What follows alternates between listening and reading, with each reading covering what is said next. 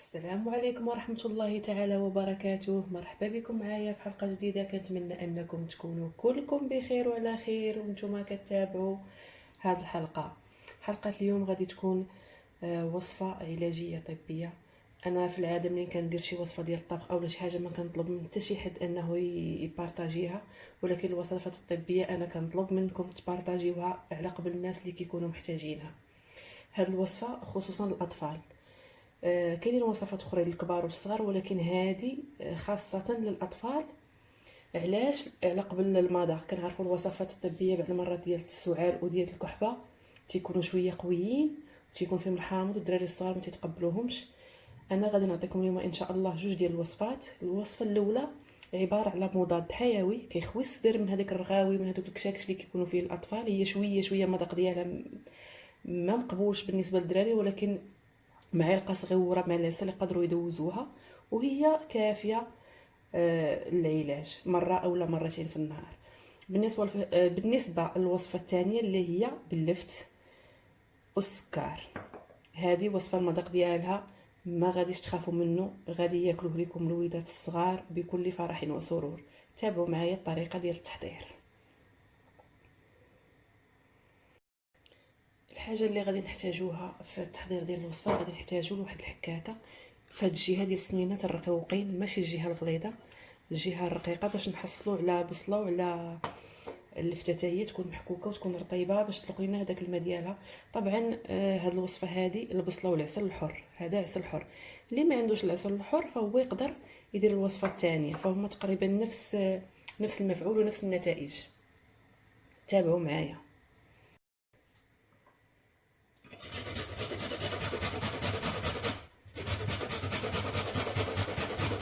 هنا من الافضل انكم تاخذوا بصيلات يكونوا صغيورين باش ما تستهلكوش هكا بصله كبيره، لانكم ما غاديش ديروها كامله، غادي غير تحكوا منها وتبقى. مع ذلك نتو غادي طيبوا بها. من الافضل انكم تستعملوا البصل الاحمر. الا ما كانش الاحمر ما متوفرش فديروا الابيض. صافي انايا ما غاديش نكثر، غادي ندير غير القياس اللي بغيت دابا حيت انا غادي نستعملها، غير باش نوريكم القياس اللي تعطيو او لا دوز اللي كتعطيو للاطفال.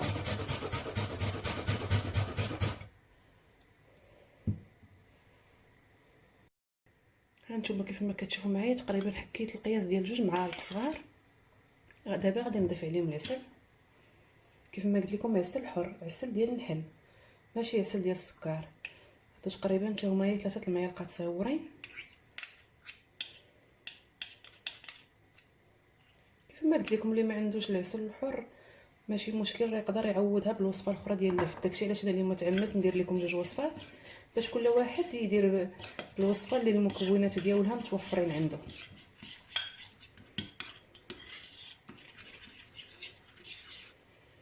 صافي الوصفه الاولى ديالتنا ها هي واجده، كتكون على هذا الشكل هذا، ولكن غادي نخليوها واحد شويه كتعاود كتطلق الماء، كتولي خفيفه اكثر من هكا وكتطلق الماء. غادي نعاود نوريها لكم دابا. غادي نحطها ترتاح وندوزو نوجدوا الوصفه الثانيه.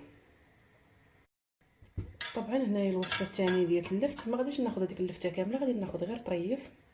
هذه تقدروا تصاوبوا منها كميه كبيره وتحطوها في الثلاجه باش تستعملوها استعمال يومي. غادي نحطها بنفس الطريقه في هذيك الحكاكه الرقيقه باش هكا باش تطلق ليا الماء ديالها وتجيني رطبه في الماكله، تجي مزيانه للدراري الصغار.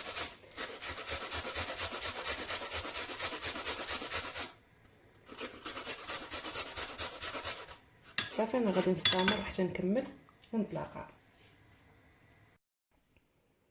هنايا كيف ما كتشوفوا معايا من بعد ما حكيت هذيك اللفته على هاد الطريقه هذه كتجي بحال هكا، غادي نضيف ليها واحد 3 المعالق كبار تقريبا درت قياس ديال اللفته صغيره. غنضيف ليه 3 المعالق ديال السكر، وغادي نضيف ليه كاس مع مرش تقريبا اكثر من نص كاس واحد شويه ديال الماء.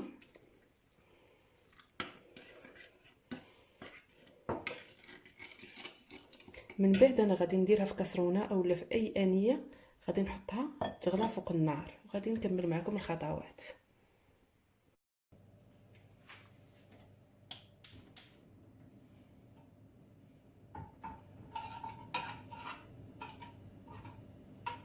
صافي دابا كيف ما شفتوا معايا درت فيها السكر والماء راه بارد. غادي نخليها تغلى، غير توصل لدرجه الغليان غنخليها واحد شويه تغلى، غادي تبدا تعقد. غادي نطفي عليها ونوري لكم كيفاش جات الخلطه، وكذلك نقول لكم شحال غادي تعطيو منها الاطفال من مره في النهار وشحال القياس. سيداتي المتابعه، من بعد ما خليت هذاك الخليط خليته كيغلى تقريبا شي 5 دقائق، كيف ما كتشوفوا معايا هذاك اللفت ما تيبقاش بيض، تيولي شفاف. غادي نديرو لكم هنايا باش يبان مزيان. شفتوا كيفاش كيولي؟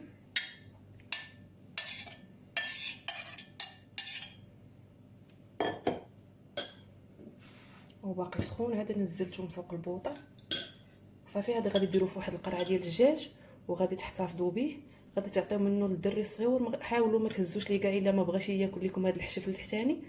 تكتفيو غير بهذا الماء. كان اللي بغى يصفيه في الصفايه ماشي مشكل، غير انا كنخلي هذاك اللفت فيه باش يبقى هكا كونسونطري فيه وكيبقى يطلق الفوائد ديالو.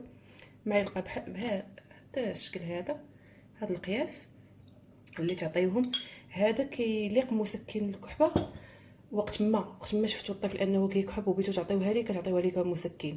بالنسبه للوصفه الثانيه ديال العسل، فمن الافضل انكم تعطيوها على معده فارغه وما يكونش واكل، لانه الا كان الصدر عامر غادي يرد. الا رد لكم هذوك الكشاكش هذوك اللي كنقولوا لهم الرغاوي والكشاكش بيضين، فما تخافوش ما تخلعوش، هذيك حاجه عاديه. لذلك كنصحكم انكم تعطيوها ليه على معده فارغه باش ما يردش هو كيكون واكل، تتكون شويه القضيه صعيبه. والاخرى كيف ما قلت لكم راه غادي تعطيوها ليه وقت ما حس بالكحه هكا قويه تعطيوها ليه. هذا راه كتطلق مسكن، جربوها وغادي تشوفوا بانها فعاله. وكذلك كيف ما كتشوفوا اقتصاديه. واللفت راه ما كايناش شي دار ما فيهاش اللفت. العسل هو اللي شي مرات الناس تلقى فيه صعوبه، اما بالنسبه للفت والسكر فهو موجود. كذلك كاينه واحد الوصفه اخرى انا ما درتهاش ولكن غادي نقولها لكم بسيطه جدا. غتاخذوا سكر كلاصي، سكر كلاصي ماشي سنيده، سنيده كتعطي المروره. غتاخذوا السكر الثقيل او السكر كلاصي اللي كنستعملوه هكا للحلويات، وغتاخذوا 2 معالق كبار و2 معالق كبار ديال زيت الزيتون وتخلطوهم وتحطوهم في واحد القريعه ديال الزاج او لا كاس، المهم يكون مغطي. هذاك حتى هو كيصلح كمهدئ للكحبه وللسعال للاطفال، وكذلك المذاق ديالو تيكون زوين، يعني تيتقبلوه الدراري تيبغيو الحلاوه. كنشكركم على المتابعه، والى اللقاء في الحلقه المقبله ان شاء الله مع وصفه جديده.